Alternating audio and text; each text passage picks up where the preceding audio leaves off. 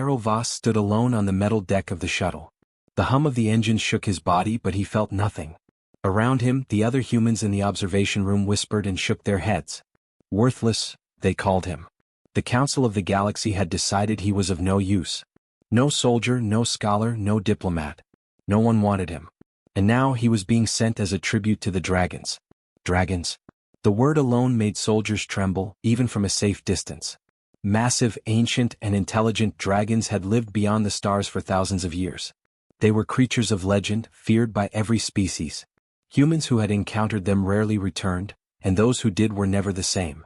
Iroh was not afraid. Not because he was brave, but because he had nothing to lose. His life, already considered worthless, could not be taken twice. He had grown up in the slums of the capital, learning early that people's opinions did not matter. Now, as he floated toward the dragon territory in a small, unarmed shuttle, he carried only his mind, his courage, and a strange calm that surprised even him. The council's leader, a tall figure draped in silver robes, gave one last order over the communicator. Iroh Voss, you are being sent to die.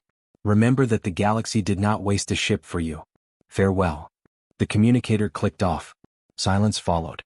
Iroh stared at the stars, endless and black, dotted with distant suns. He imagined the dragons waiting at the edge of the void, their eyes like burning jewels. Hours passed. He drifted closer to the dragon's space. Sensors picked up massive shapes moving slowly, like shadows across a moonlit plain. He could feel their presence not with his eyes but deep inside his mind. They were aware of him, and he could sense the weight of their curiosity. Iroh had been told stories of dragon minds, sharp, old, and patient, but nothing had prepared him for this feeling. A shadow fell across the shuttle. It was the first time he saw a dragon. Its wings were longer than his shuttle, its scales shimmered like polished metal, and its eyes glowed amber. The dragon tilted its head and stared. Iroh's hands rested calmly on the console. He did not bow. He did not scream. He only met its gaze. The dragon moved closer, curious, sniffing the air around him. It lowered its massive head to study him. Iroh did not flinch. Instead, he spoke quietly, almost to himself. I am not your enemy. I'm not here to fight. I only wish to survive. The dragon blinked. It was a simple action, but Iroh felt it as recognition. The other dragons began to appear, circling him slowly.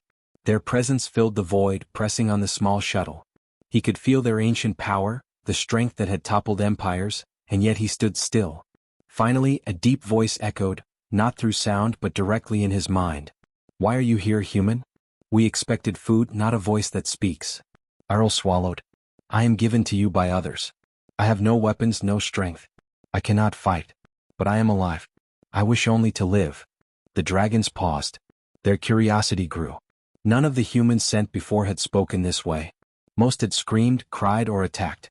None had remained calm. The smallest movement from Iroh, the quiet in his mind, intrigued them. Hours turned into days as Iroh drifted among the dragons. They did not harm him, but they did not speak again. He watched their movements, their interactions, their silent communication that was almost musical. Each dragon seemed aware of every other, moving as one. He learned to match their patience, sitting quietly, breathing slowly, and observing. One night, a dragon approached, larger than the rest. Its scales were silver, reflecting the distant stars. It lowered itself until its eye was level with the shuttle. Iroh spoke again. I am nothing to the council. But I am something to myself. I will not fight. I will not lie. I will not betray. The dragon made a low rumble. It touched the shuttle gently with its claw, not to strike, but to feel. Iroh felt the warmth of it through the hull. A strange understanding passed between them, a connection deeper than language. The human's calm, the human's simplicity seemed to matter. It mattered in a way that no weapon could. The other dragons gathered. They circled Iroh, examining him in silence. Some lowered their heads, others tilted them in thought. Iroh's shuttle floated among them like a small stone in a vast ocean. He realized something important. The dragons were testing him not to see if he could fight but to see if he could endure. Days passed. Iroh did not eat much, he did not sleep much. He did not feel fear, only focus. He noticed small things, the pattern of scales on a dragon's wing, the rhythm of their flight, the quiet moments when they closed their eyes to rest. He began to understand the dragons were not merely beasts. They were ancient, wise, and powerful beyond imagination. One evening, when the distant suns shimmered like fire on metal, the silver dragon returned. It hovered above the shuttle and Iroh spoke with more confidence. I am not what they say I am. I am not strong. I am not clever. I am human. That is all. But I do not give up. I do not break. That is my truth. The dragon's eye blinked slowly. The other dragons moved closer. Silence followed, but it was not the silence of waiting. It was the silence of understanding. For the first time, Iroh felt they were not predators. They were observers.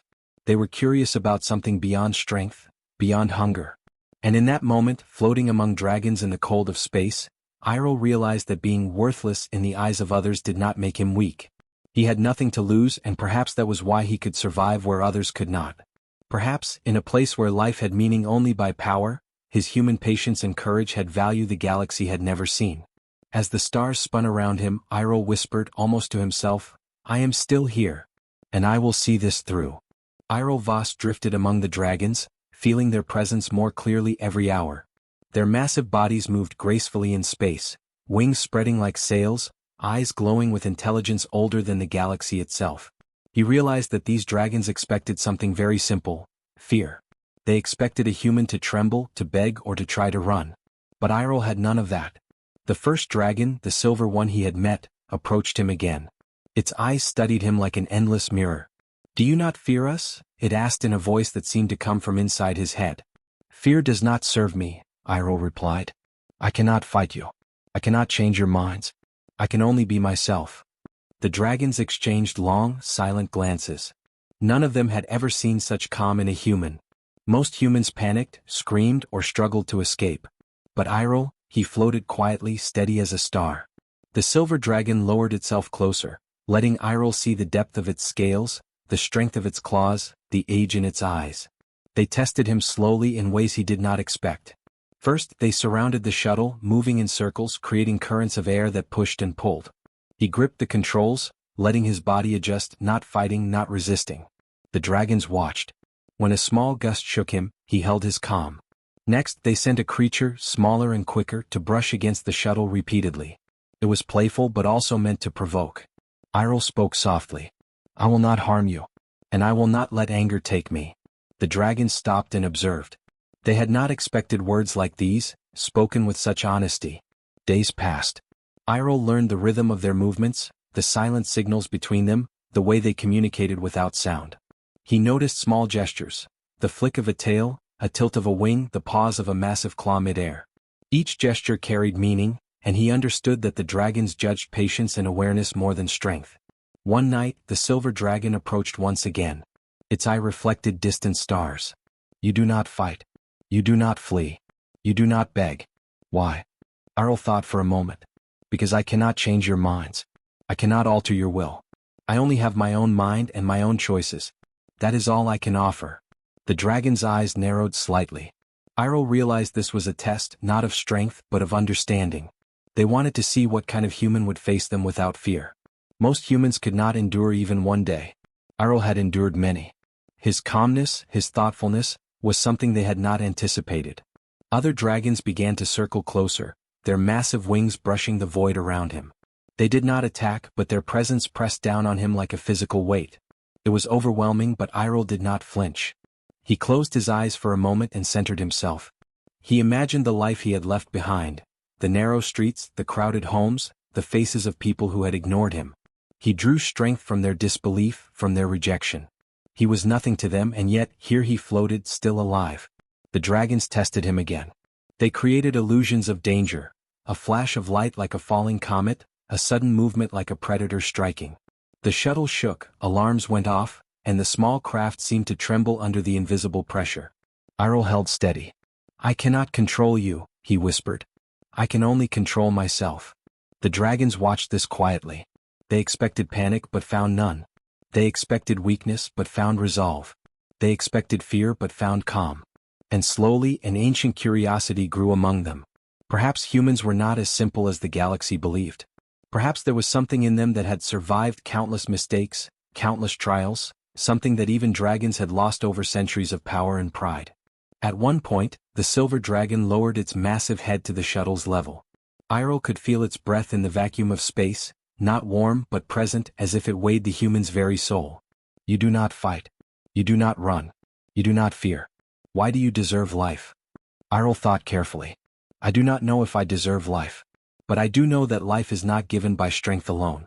Life is kept by choice, by care, by courage. That is what I offer, not to fight, not to command, but to endure and to learn. The dragon considered him. And in that silence, Iroh realized something extraordinary. These dragons had power beyond measure, yet they were not cruel. They were ancient, wise, and deliberate. Their world was one of strength, but also of judgment. They did not need to destroy him. They needed to understand him. Time stretched. Iroh became part of their rhythm. He moved his shuttle with the currents they made, spoke when they wished, stayed silent when they commanded. He was nothing extraordinary to humans watching from afar. But among the dragons he was becoming something new. Finally, one night, the silver dragon hovered above the shuttle. We expected food, not patience. We expected fear, not stillness. You are not like the others. You are different. Iroh replied quietly, I am human. That is all. I have no strength like yours, no fire, no wings. But I have this. I will face what comes and I will not break. That is my truth. The dragon lowered its massive head, close enough for Iroh to see the reflection of distant stars in its eye. The other dragons circled silently as if agreeing. Their judgment was not yet complete, but Iroh felt it. For the first time he realized he was no longer a prisoner. He was a participant. They had expected fear, but they found something else. Endurance, patience, and a quiet human courage they did not fully understand. And for the first time Iroh thought that maybe, just maybe, the human the galaxy had labeled worthless might become something worth noticing even to dragons. Iroh Voss floated silently among the dragons. Their massive wings cut through space, moving with precision and grace. The silver dragon, along with several others, circled him slowly, their eyes sharp and focused. Iroh knew what was coming, a trial. These dragons did not fight with fire or claws to test strength. They tested a being's true nature. The first trial appeared without warning. The dragons created an illusion around Iroh. In an instant he saw his shuttle surrounded by fire and shadow. The stars disappeared. A voice echoed in his mind, choose. Save yourself or save another. Iroh understood immediately. The dragons were testing his choice. He could escape, leave the danger, save his own life. Or he could try to protect something else even if it meant risk. He looked at the illusion.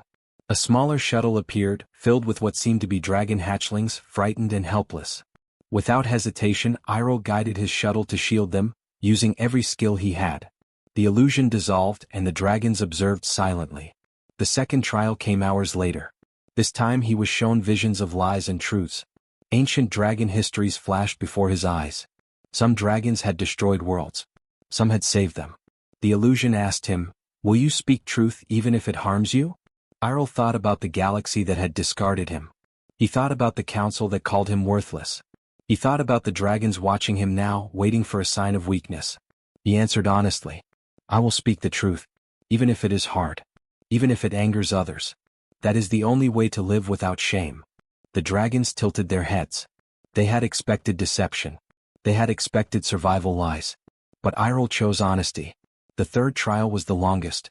The dragons tested his patience. For 3 days he floated in silence. No food, no communication, no disturbance. Only the vast emptiness of space and the shadows of dragons circling above him. Most creatures would have given up, panicked, or demanded answers. Iroh did not. He closed his eyes, focused on breathing, and listened to the rhythm of the dragon's wings. He began to understand them in ways he could not have imagined. On the fourth trial, the dragons tested his empathy. Iroh was shown illusions of conflict, of other humans fighting over scarce resources. The dragons asked in his mind, will you choose to harm to survive, or will you protect even when it costs you? Iroh's heart ached. He could have turned away, saved himself, left the weaker behind. But he did not. He imagined helping those humans even in the illusion, even if it meant sacrifice. I will help, he whispered. Even if I suffer, I will not betray others. That is my choice. The dragons circled closer. They had not expected this. Most beings in such trials chose selfish survival. Iroh had chosen care, honesty, patience, and courage without asking for reward. Finally, the silver dragon approached him again, hovering so close that he could feel its massive presence like gravity. Its voice came clearly, echoing in his mind, you have endured what no other species has survived. You do not have our strength, our fire, or our wings. Yet you have passed our trials. How is this possible? Arl thought for a moment. I have nothing to prove except to myself. I do not have power, but I have choices. I do not have fear, but I have patience. I do not have control over you, but I have honesty. That is all a human can offer. That is why I survive where others fail. The dragon lowered its massive head closer, its eye level with the shuttle. Iroh could see the reflection of stars in its eye, but also something more: curiosity, respect, and wonder. You are unlike any human we have seen. You endure, you choose, you care. Most species could not survive what you faced. Iroh realized the truth in that. He had been sent as food. He had been expected to die. But the trials were not only tests, they were lessons, and he had learned them. Patience, empathy, honesty, courage. These were not weapons. These were human strengths, the strengths the dragons had long forgotten. The other dragons gathered closer, surrounding him in a silent ring. Iroh looked at them calmly. He no longer felt like a victim. He was no longer a shuttle full of meat, a gift meant to satisfy hunger. He was a participant. He was part of something greater. The dragons did not speak in words anymore. They communicated with presence, with thought, with silent understanding. Iroh felt their judgments, but also their curiosity. They had tested him not to destroy him, but to see what a human could become under pressure. And he had shown them more than they expected. The silver dragon's voice came again, slower this time, more deliberate. We expected weakness. We expected fear. We expected panic. But you are neither. You are patient. You are honest. You are kind. And you endure. Tell us, human, what is your purpose? Iroh paused. He thought of the council, of the galaxy, of the humans who had ignored him, and of the dragons themselves. I do not know if I have a purpose beyond living. But I do know this: I will face what comes. I will learn. I will endure. And I will not give up on life even when others have. The dragons tilted their heads, examining him carefully. Their presence was overwhelming, but Iroh did not flinch. He had endured the trials. He had proven something that no species had before, that survival was not only about power, size, or fire. Survival was about choices, courage, and heart. 4 hours, the dragons circled him silently, communicating among themselves. Then, as if reaching a decision, the silver dragon hovered closer and lowered its massive head. You are not food. You are something else. Perhaps something greater than we imagined.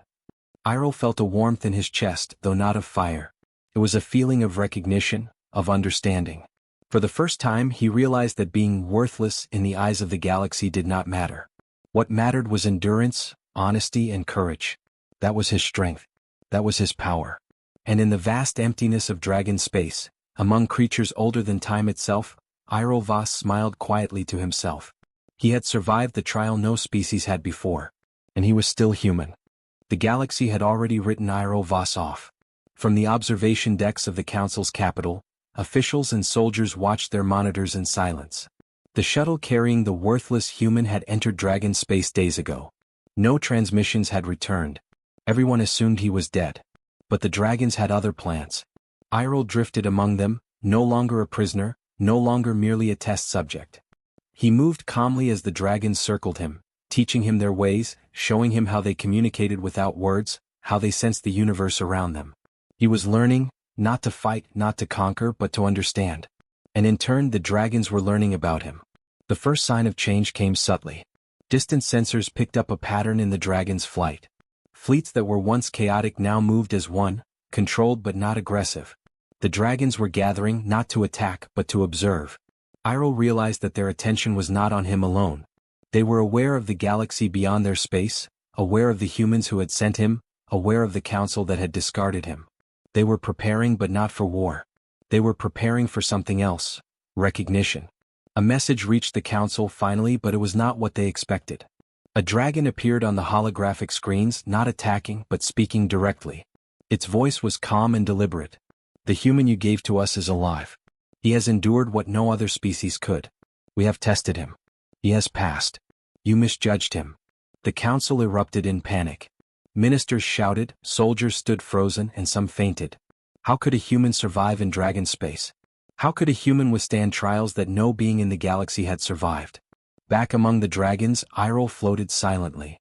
He did not feel fear at the council's panic. He had expected it. Instead, he felt a strange calm, a connection to creatures far larger, older, and wiser than any human mind. The dragons had chosen to recognize him not as prey but as something they could learn from, and perhaps something they could trust. The silver dragon hovered close, its eye reflecting distant stars. You have survived all our trials. You have chosen patience, honesty, courage, and care. The galaxy sees you as weak, but we see you as something new. You are not food. You are not a test. You are a bridge. Iroh thought about what that meant. A bridge. Between humans and dragons. Between fear and understanding. Between weakness and strength. The galaxy had made a mistake, assuming humans were disposable. But the dragons now understood that value was not in power, but in patience and morality. Word spread quickly across human space. Holograms and communications were jammed with rumors. A human had survived dragon space. A human had earned the respect of creatures no one had dared approach. The council scrambled to respond, sending messages, but none dared approach the dragons. They waited, afraid of retaliation. Meanwhile, Iroh moved among the dragons with ease. They showed him their world, floating cities of crystal, currents of energy that carried thoughts, and networks of memory older than the stars. He listened, asked questions, and sometimes just observed. And in every moment he learned more about patience, understanding, and the quiet power of simply enduring. The dragons too learned. They learned that humans, even those labeled worthless, could hold courage and honesty that no strength or fire could match. They saw how Iroh had faced every trial, every illusion, every test without breaking, without giving in to fear or selfishness. They had expected food. They found a teacher.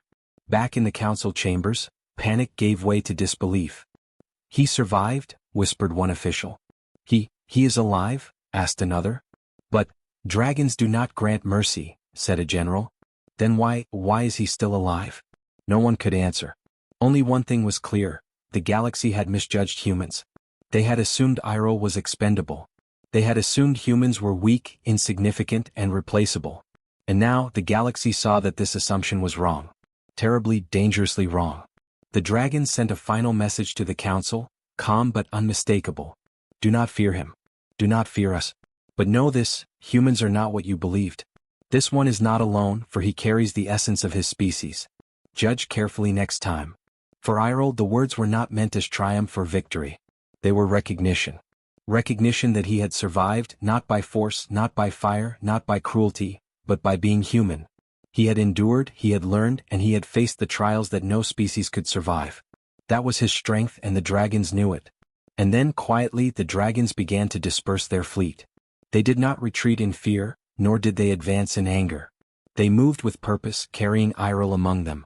He was no longer a prisoner, no longer a gift to be consumed. He was a witness, a participant, a bridge between worlds that had never truly understood each other. The galaxy watched in fear and awe as the worthless human became the center of something far greater than anyone had imagined. The council that had discarded him realized their mistake too late. But for Iroh there was no anger, no desire for revenge. He understood the galaxy still had lessons to learn, and he would help them do so, not with weapons but with patience, courage, and understanding. Floating among dragons older than stars, Iroh Voss smiled quietly. The galaxy had misjudged him, but he had survived. And in surviving he had begun a journey no one had expected. A human recognized not for strength but for heart, standing among creatures of legend, proving that even those called worthless could change the course of worlds. Iroh Voss floated among the dragons, feeling the quiet power around him. The creatures that had once been feared across the galaxy now looked at him not as prey, not as a test, but with something almost like respect. He had endured every trial, every test, and proved that strength was not only measured by fire or claws, but by patience, courage, and the choices one made. The dragons gathered in a great circle, their massive wings casting shadows across the void. Iroh's shuttle hovered in the center, small and fragile against their immense bodies.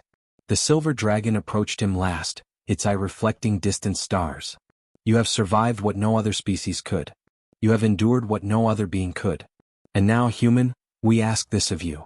Iroh felt a chill run through him, but he did not flinch. "What do you ask?" he replied quietly. "We ask you to lead us, not with fire, not with strength, not with fear, but with what you have shown us, patience, honesty, and courage. Will you be our king?" The word king echoed in his mind. A king? He was only a human, small and fragile compared to these creatures of legend. He thought of the galaxy, of the council that had called him worthless, of every person who had believed he had no value. And he realized something: value was not given by others. It was shown through action, through choice, through endurance. I do not know if I am worthy, Iroh said. I am only a human. I have no fire, no wings, no power like you. That is why we chose you, the dragon replied. You are not here because of power. You are here because of truth. You are here because of heart. That is the greatest strength of all. Iroh's hands rested on the controls, but he did not feel small anymore. He felt understood, seen in a way no human had ever seen him. Slowly he spoke, I will try. I will do my best to guide, to listen, and to learn. But I am only human. I can promise only that I will remain honest and courageous. The dragons lowered their heads, their wings folding around him as if in approval. For the first time, Iroh understood what it meant to be trusted by creatures older than the stars. He was no longer a pawn, no longer a gift, no longer worthless. He was a bridge between two worlds, a leader by choice, not by force. Word spread quickly across human space. Messages traveled faster than light, warning and inspiring at the same time. The human survives. The human is among the dragons. The human leads them.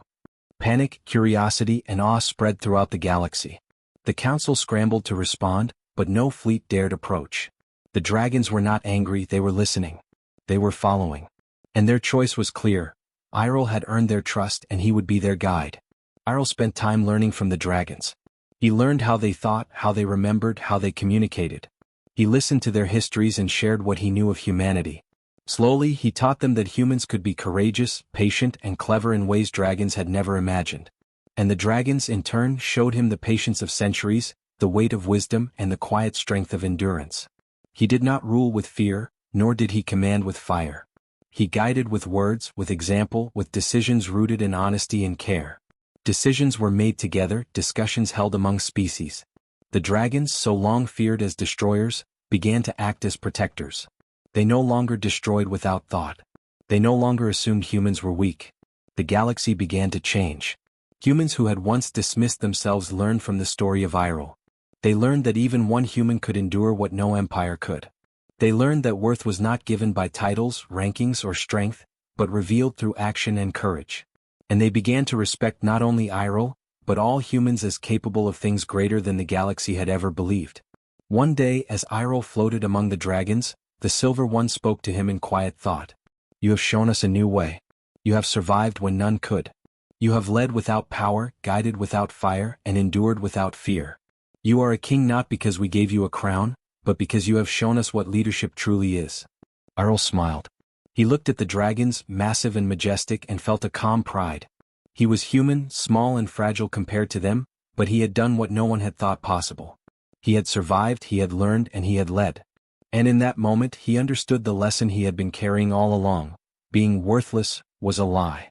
Worth was shown in patience, courage, and heart. Years passed. Iroh guided the dragons, learning and teaching in equal measure. Humanity and dragons began to communicate more openly. Trade, knowledge, and cooperation replaced fear and isolation. The galaxy began to see that the humans they had called weak were, in truth, capable of greatness beyond measure. And through it all, Iroh remained humble. He did not seek glory. He did not seek power. He only sought to endure, to learn, and to guide. And the dragons, who had once expected him to be nothing more than food, recognized him not as a ruler through strength, but as a king through courage, honesty, and heart. In the vastness of space, among creatures of legend and stars older than memory, Iroh Voss floated quietly. He was a human who had been given nothing by the galaxy but courage and choice, and he had turned that nothing into something greater than any being had imagined. The human once called worthless was now the king of dragons, a symbol of endurance, heart, and the true power of humanity. The galaxy watched and learned, slowly understanding the truth. Strength is not measured by fire or claws, but by patience, courage, and the choices one makes. And in the end, even the smallest, most worthless human could change the course of worlds.